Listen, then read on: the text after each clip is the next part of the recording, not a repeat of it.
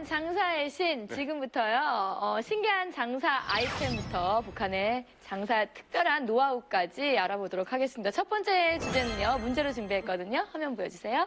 다음 장사 품목의 공통점은 무엇일까요?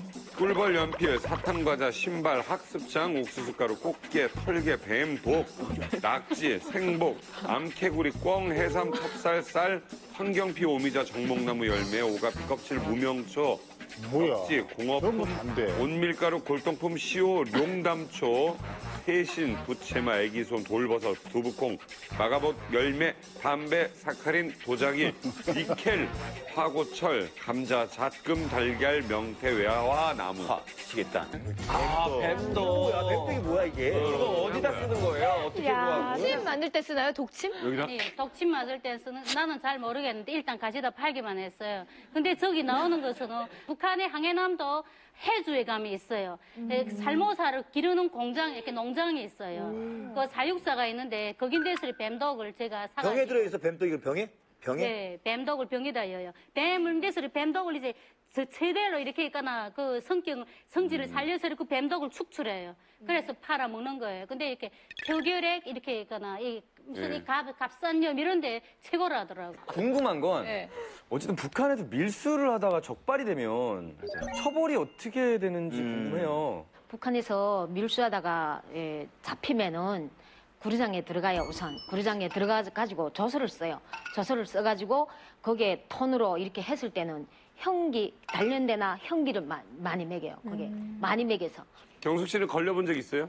예, 저도 걸려본 적이 있어요. 걸려가지고 어떻게 됐어요? 밀수하다가 제가 입갈씨를 했던 적이 있었어요. 입갈씨는 그 이깔씨가 뭐죠? 설나무처럼 설방울에 이렇게 방울 같은데 이렇게 그 달맞이 씨처럼 자잘한 네. 씨가 있어요. 그걸 같이 동업자가 하나 있었거든요. 그래가지고 22도구에 올라가가지고 네. 그걸 밀수를 해서 한 엔처음에 3천만 원부터 4천만 원, 5천만 원 이 정도 벌어가지고 3,400명씩 조선 돈으로 나왔어요. 그래가지고 그때 입가시를 밀수를 한 거 누가 꼬자질 한 거예요. 네. 걸리진 않았는데 그래가지고 제가 검찰서에 들어갔어요. 예. 검찰서에 들어가가지고 저는 한 적이 없다고 계속 막 거기서 우기고 이러니까 한 일주일 놔두더라고요. 그때도 자전거 한 대를 준 거예요. 자전거 한 대다가 담배하고 그다음에 그 중국에서 제가 이렇게 잡혔다 하면 대반들도 가만 안 있어요. 뭐 다 이렇게 투자를 해요.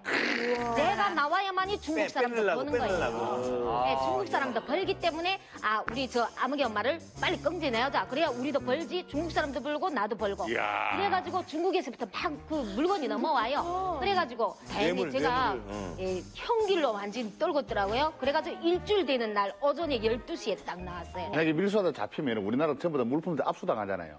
예, 그렇죠. 우리 압수다 당해요? 예, 지금 몰수당해요. 몰수당해가지고 저도 한번 몰수당해 봤거든요. 네. 짐을 몰수당하면은 거기 국가에 들어가면은 국정가격에 저희한테 줘야 돼요. 약초 같은 거는 불법이라 하더라도 간대한 거예요. 간대하면 거기 약초 관리국에 들어가서 국정가격이라도 줘야 되는데 국정가격도 없이 자기들끼리 그거 다 처리하는 거예요. 그래가지고 거기 국가에 도움을 줘서 뭐 어디에 들어간 것도 아니고 나를 단속한 사람이 일견이 돈이 되는 거예요. 그러니까 지가 또 먹는 그래가지고 거야. 지가 뺏어가지고 지가 또 밀수라는 거예요. 아유. 거기서.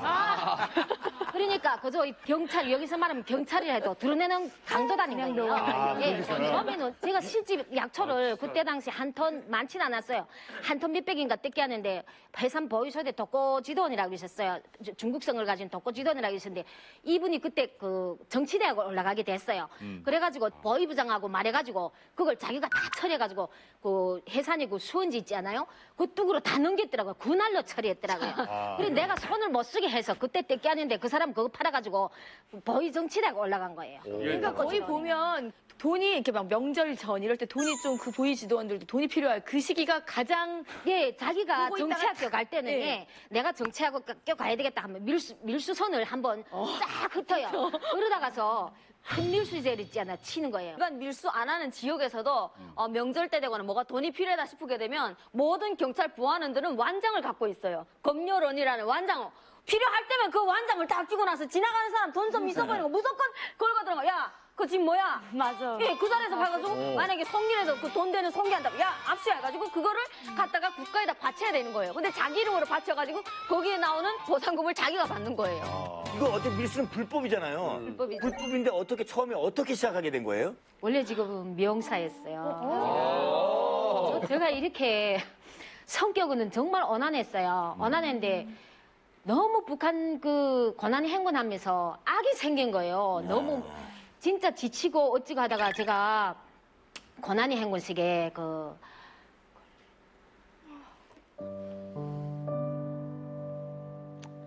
아들하고 그 딸을 잃어버렸어요. 그때. 어떻게 해요? 왜요? 97년도 콜레라병이 돌았던 거예요, 그때. 그래가지고 저는 말하기도 꺼내기도 힘들고 이래서 말을 안 하려고 했는데 오늘 이만갑에서는 터뜨려야 되겠어요. 그래가지고 콜레라병이 돌았는데 아들하고 딸도 다 설사라는 거예요. 몇 살이었어요, 애들이? 4살하고 돌이 지나는데요. 네. 그때 당시 제 나이가 27살이었어요. 네. 27살이었는데 그 유연의 입병원이라고 있어요. 네. 그때 당시 너무 열악하니까 입병원 소아과 과장이 저는 한쪽으로 아파 들어가고 소아과 과장도 애를 링겔을 놔야 되는데 애가 막 울고 이러니까 링겔을 못 넣고 한쪽 밤에서 애가 그 있는 옆에서 잠을 자더라는 거예요. 술 먹고 잠자고 링겔을 못 꺼주니까 그 다음날 아침에 원장이 왔는데 애가 완전히 다 죽어가더래요. 그때 막 원장이랑 막 볼까대며 이랬는데 끝내 애를 놓친 거예요. 그때. 네, 그때가 네 살짜리 아들? 4살이랬어요. 그래 너무 억장물이 막혀가지고 둘째 애라도 살려야 되겠다고 또 소아병원에 내려갔어요. 소아병원에 내려갔는데 그 원장이 소아과 원장 김정심 선생이라고 있었어요. 그 선생이 별이 엄마 어떡하겠나 이 은별이가 이렇게 그 피를 수혈받으면 이게 원기를 회복할 것 같으니까 피를 수혈받으라 해서 저는 모르니까 아기를 처음 이렇게 아파가지고 병원에 가다가 몰라가지고 그럼 피 수혈 그날에 6명 받았어요 애들이. 그날 밤에 애들이 12시 자정이 넘어가지고 6이 다 죽은 거예요. 그 피가 감염된 피인 거예요. 변절이 간 피를 여기서 아 소리 나고 저기서 아 소리 나고 막 굉장한 거예요. 그날 막 어떻게 막 손 쓰지도 못하겠는 거예요. 저도 막 바빠가지고 저쪽에서 애들이 울음소리 엄마들이 울음소리 나지 이쪽에서 울음소리 나지. 관리가 잘못된 상한 피. 예, 관리가 잘못된 그 피가 변절이 가고 전기도 오지 않고 이러다 나니까 예. 피를 수혈 받은 거예요. 냉장고가 안 되니까. 그러니까 피 수혈에는 살구지 못하겠더라고요. 그리고 그 또래 애들을 보면은 그때 당시 내가 힘들었어요. 94년도 김일성이 죽고 엄청 그 나라 사정이랑 말을 할 수 없는 형편이거든요. 그래가지고 애들한테 뱀변이 좋은 옷도 못 살피고 맛있는 거 못 살피고 이러다 나니까 마음이 엄청 걸렸댔어요. 그때. 아이들은 어디다 묻어주셨어요? 산에다 묻었는데 그때 당시 그 산에 제가 모르게 제가 그 산으로 올라갈까 봐 산에 어딘가도 모르게 묻어버린 거예요. 다른 식구들이? 예. 그래가지고 그때 제가 산도 못 가봤고 그래서 그때 당시 애 한 달에 한 번씩 애가 죽었으니까 그래서 밖에 나가면 헝해가지고 정신 나간 그 사람처럼 내 그 신경 마비가 다 온 거예요. 아무것도 귀에 들리지 않고 완전 내 몸 상태는 너무 신경을 쓰다가 나머지 완전 영양실조 온 그 상태였댔어요. 그래가지고 정신이 번쩍 들어가지고 내가 정신 차리자. 이제라도 기운 차리고 가족이 생계를 위해서 살아야 될 게 아닌가. 그때부터 단단히 마음먹고 밀수에 붙은 게 무서운 거 없이 붙은 거예요. 그러면 그때부터는 국가에 대한 믿음이나 거기 다 져버리고 그 다음에는 진짜 충성심만 진짜 김일성이나 김정일이 그 고마운 그 충성 개혁을 하다 보니까 그 고마운 뺏기 모르고 계속 내명 생활이 동원되고 내명 기동대 동원돼서 노래 부르고 뭐 명절날에는 이렇게 충성심만 해가고 이렇게 고지시켜서 살다가는 안 되는 거예요. 야 이게 진짜 국가가 진짜 김정일이나 김일성이나 이걸 사실을 알고 있는지 저는 그렇게 답답했어요. 그때 진짜 백성들이 이렇게 살아가는 걸 당국에서는 아는지 무슨 조치도 없는지 이런 안타까운 마음에 어디가 하소도 못하고 말하면 반동으로 붙잡아가요. 너는 정치범을 말반동으로 붙잡아가고 이러는 판이었어요. 그때 당시.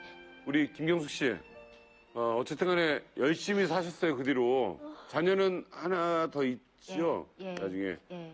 지금 몇 살쯤 된 딸이에요? 19살이고요. 지금 그 한국에 와서 미용 기술되고 그래요? 있어요. 예. 자 이렇게 밀수를 잘하고 돈을 많이 벌다가 왜 그만두고 한국에 오게 된 겁니까?